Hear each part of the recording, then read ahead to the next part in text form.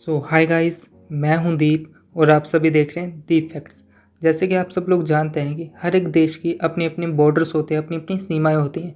वैसे ही जो देश समुद्र या फिर जो ओशियंस के साथ जुड़ते हैं तो उनकी जो है समुद्र में भी, ओशन में भी जो है सीमाएँ होती हैं। ये सीमाएँ कितनी बड़ी होती हैं और इनमें कौन से रूल लागू होते हैं, तो इसी के बारे में बात होगी इस वीडियो में। तो चलिए वीडियो शुरू करते हैं।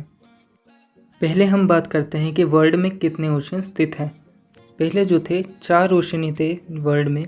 एक था पैसिफिक ओशन, एक था अटलांटिका ओशन, एक था आर्टिक ओशन और था इंडियन ओशन। यही 4 ओशन थे पहले। पर जब भूगोलकर्ताओं ने देखा कि जो नीचे वाला हिस्सा साउदर्न ओशियन है, वहाँ पर जो है इंडियन ओशन, आर्टिकल ओशन और जो पैसिफिक ओशन से जो है विपरीत जो है वातावरण था। वहाँ पर जो मछली पाई जाती थी वो भी अलग थी, जो वातावरण था वो भी अलग था। इसलिए इस एरिया को जो है अलग कर दिया गया और जो है 5वां ओशन बना, जिसे हम कहते हैं साउदर्न ओशन। 1982 से पहले किसी भी देश की समुद्र में कोई बाउंड्री नहीं होती थी। इसी को ध्यान में रखते हुए United Nation conversion on the law of sea निकाला गया 1982 में और इसे जो है लागू किया गया 1994 में। ये इसे जो है 5 बाउंड्री में बांटा जाता है, किसी भी देश की सी बाउंड्री को। इससे समझने से पहले हम कुछ बेसिक नॉलेज समझ लेते हैं, जैसे नॉटिकल माइल क्या होता है, फैदम क्या होता है और नोट क्या होता है। जो नॉटिकल माइल होता है, जैसे हम किसी सड़क पे चल रहे हैं तो हम उसे 1 किलोमीटर गिनेंगे, पर जो समुद्र में होता है वह 1 किलोमीटर नहीं कहते, उसे हम कहते हैं नॉटिकल माइल। और जो नॉटिकल माइल होता है वो 1 किलोमीटर से ज़्यादा होता है, वो होता है 1.852 किलोमीटर।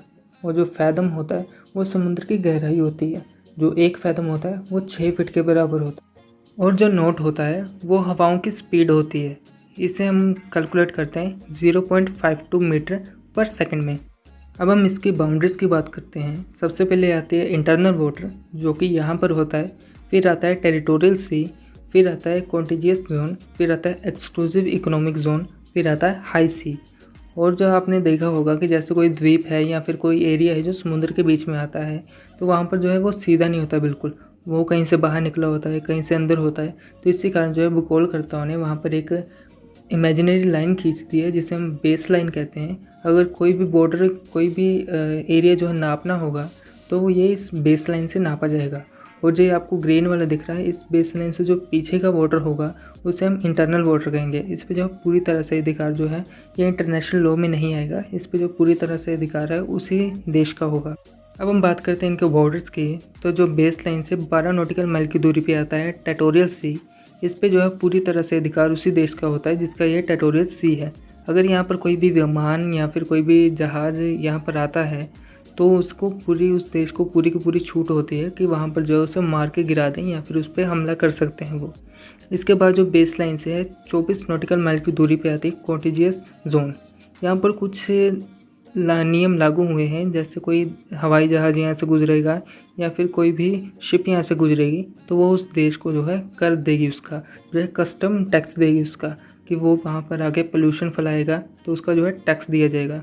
और फिर आता है बेस लाइन से 200 नॉटिकल माइल की दूरी पे एक्सक्लूसिव इकोनॉमिक जोन।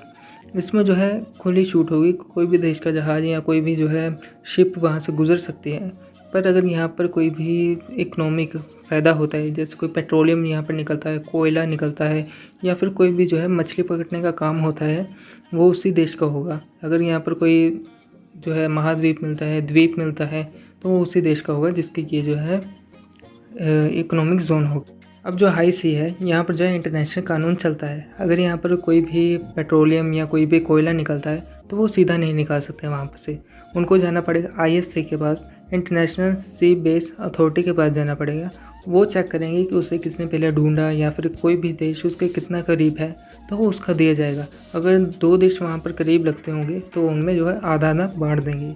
अभी जो हम इंडिया की जो है सी बाउंड्रीज देखेंगे, तो जैसे आप देख रहे हैं कि श्रीलंका इसके कितने पास है। अगर हम इंडिया की पूरी जो है फैला देते, जो है बाउंड्रीज फैला देते हैं, तो श्रीलंका भी जो है इकोनॉमिक जोन में आ जाता है। इसी के लिए जो है इंटरनेशनल सी बेस अथॉरिटी ने इसको जो है थोड़ा सा आगे की तरफ कर दिया, जो बेस लाइन है उसे आगे की तरफ कर दिया। इससे जो है श्रीलंका की भी जो है अपना बाउंड्रीज बना सकता है। अभी जो आप देख रहे हैं यहाँ पर है लक्षद्वीप है। इसलिए जो यहाँ से ज़्यादातर बाहर निकला हुआ हमारा इकोनॉमिक जोन। जितना बड़ा इकोनॉमिक जोन होगा उतना ही जो है देश को फ़ायदा होगा। अब जो है यहाँ पर अंडमान निकोबार है, तो यहाँ पर भी जो है टेरिटोरियल सी बनी है, टेरिटोरियल बाउंड्री बनी है और जो है इकोनॉमिक बाउंड्री बनी है, तो यहाँ पर से भी जो है फ़ायदा आता है। अगर यहाँ पर कोई द्वीप मिलता है या फिर कोई मछली पकड़ता है तो वो जो है इंडिया की होती है, जो है उसी देश की होती है। अगर किसी भी इकोनॉमिक जोन में कोई भी दुर्घटना या फिर कोई क्राइम होता है तो वो वही देश हैंडल करता है जो जिसकी वो इकोनॉमिक जोन होती है। ऐसे इंडिया में भी एक क्राइम हुआ था 2012 में। एक इटली का जहाज़ लक्षद्वीप के पास से गुजर रहा था, तो उन्होंने जो है 2 मछुआरों को मार दिया था।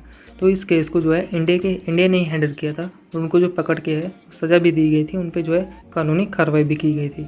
उम्मीद करते हैं आप समझ गए होंगे कि जो है सी बाउंड्रीज़ क्या होती हैं और इंडिया की बाउंड्रीज़ कहाँ तक फैली हुई हैं। तो आज के लिए बस इतना ही। वीडियो कैसी लगी कमेंट करके ज़रूर बताना। अच्छी लगी हो तो लाइक करना और जो है चैनल को ज़रूर सब्सक्राइब करना। तो मिलते हैं आप सबसे अगली वीडियो में, तब तक के लिए स्टे सेफ, स्टे हेल्दी।